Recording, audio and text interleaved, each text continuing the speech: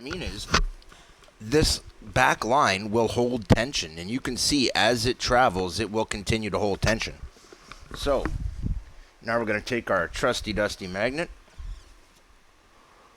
We're going to tie a knot in the end, and then we're just going to have just enough thread here, hopefully, to do this real quick. And we're going to do the exact same thing we did on the other side. We're going to sew it in place, and then we're going to attach magnets. Now I've got my magnets set up, so at this point I'm going to plug in my glue gun glue and let that get warm. And now I'm just going to sit this through here. I'm going to run it around and back through, and that's it, and make it tight like that. So now I'm going to go up again, back through again, and I'm going to do this several times, you might think, but this is really strong twine, guys, so I really don't need to do it very much. I'm just going to do it this one last time, and then that's it. Believe it or not, that is strong enough. Heck, why not? Let's do one more time. As long as, it's been my opinion, as long as you have enough thread to get the needle through, you should probably do it one more time. So there's that. So that's finished.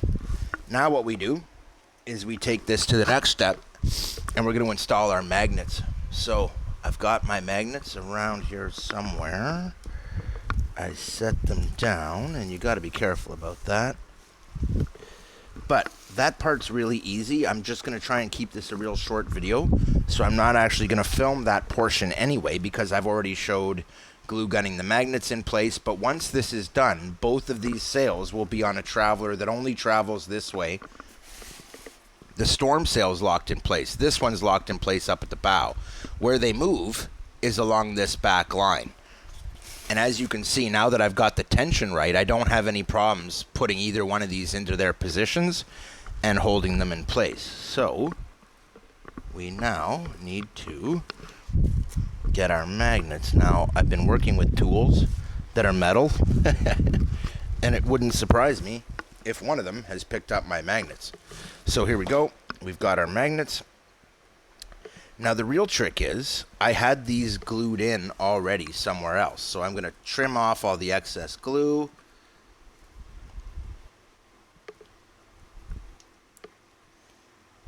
Like so. And then I'm going to try and get as much of that glue off the face of it as I can. You actually don't want to put any glue on the face of the magnet. So on one, I'm going to place here. The other one I'm going to place here. And now that our glue gun glue is set up and good and warm, trust me, it's good and warm, or it would not be so difficult and uncomfortable to hold on to. So now we've got this guy in place. And just like we did with the other one, we're going to set some extra glue gun glue around it, just so that it's got some extra strength, and we're going to also use it to produce some structure in the sail at the tip. So now I'm just going to hold this in place for a minute and let it dry, pull off any excess while I'm at it, and then we're just going to let that simmer and get it dried up. Now we've got the other magnet. We're going to do the same procedure with it. We're going to trim any excess glue from previous experimentation or installation off of it. And then we're going to attach it right here, so that when these two come together, now the real trick is to make sure that they're oriented correctly. And what I mean by that is a magnet is bipolar, so it's got a positive and a negative side. And you got to make sure that you're going positive to positive or negative to negative. And what I mean by that is, if these two don't attract each other but repel each other instead, then you've gone positive to negative or negative to positive, and that's bad. So before you glue them in place, I highly recommend you check that. And now that this is here, it is drying, we are going to take a little bit extra and around the top, not on the face of the magnet, ever. Underneath, maybe, anywhere like that, and then just sweep off the excess with a finger. And we are done. So I'm going to remove the excess glue there. Like, as you can see, there's sometimes a fair bit. So You don't want extra. Extra is never good on anything like a sailboat or an airplane. The less weight, the better most of the time, especially on a flat bottom skiff like that. If you make it too heavy, it sits deep in the water, especially up at the front end. It's one of the reasons I don't want a whole cluster of magnets up here. I want them back here. So now this is looking like it's done, but we want to let it continue. And now that it's not totally wet, I'm going to clamp this because I actually want to put as much pressure on that as I can within reason, just long enough for it to dry pretty well, and it'll just place that hard into its spot. Now, I'm going to take that, and now we've got a nice setup that will allow us to hold this in place, but it'll also come off without too much provocation. Now, like I said, you want this to come off without too much crazy provocation. And the reason is, then it'll start to travel. So let's say you're in the wind. The wind is here.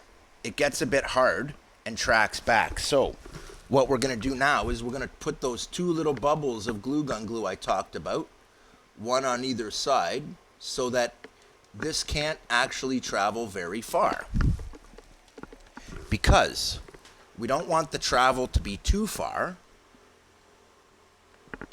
I just want a blob of glue gun glue in each location, guys, just like I'm putting here. And that way, this will be stopped here, and the other one will be stopped here. And that way, once they start to move on their own, you'll see what I mean. The whole point of this setup, guys, is that it's auto tacking. I don't have to do anything. I don't have to bring it back to shore, none of that. So what I'll show you is that when the wind kicks up, this will come over, but it can only come over as far as the glue gun glue blob that's sitting here. So if we push this over, now you look at the shape of the sail. This is the kind of sail shape I was trying to encourage you guys to have. But I want to make sure that my glue gun bubble allows the sail to move, but I'm actually going to put it right here because I don't want, when this pillows out, I don't want the two sails making contact. So now that I've decided on the exact location of this bubble, I'm just going to slide it there, then hook this back up. Now the same applies on the other side. I want that bubble to be in the right location so that the sail can come across, but this is about as far as I would want it to come across. So that one's perfect. I don't have to adjust it. I don't have to change anything. That one's just about perfect. But the storm sail, we want to have less angle of travel. So we're going to put this one back out. You can see it holds itself in position. They're not just popping.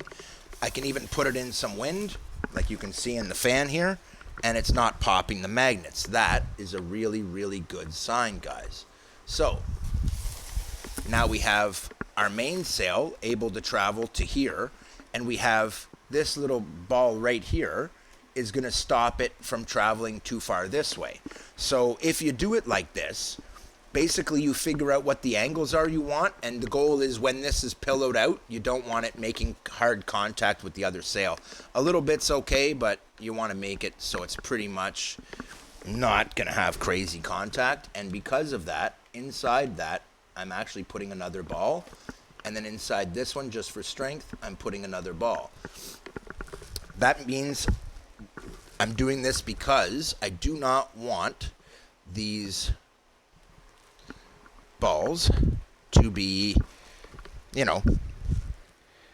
sliding under pressure. So when you make one, make a second one right behind it. It'll back it up and allow it to work without slipping, and that is a good thing. So now that this is all finished, guys, I have my main sail on a traveler. I also have this sail on a traveler. And when they're on travelers, you really don't need to have them pull forward and backward. You no longer need to put them away. It's the reason I wanted to show you guys both layouts, because if you do the wires this way and you just slide along here, that's good. You can just open and close your sails as you need them. But this setup is awesome because it allows it to be automatic. You don't have to do anything. So we're going to end this video. I've showed you guys enough. For this one, we're at 10 minutes. Keith out.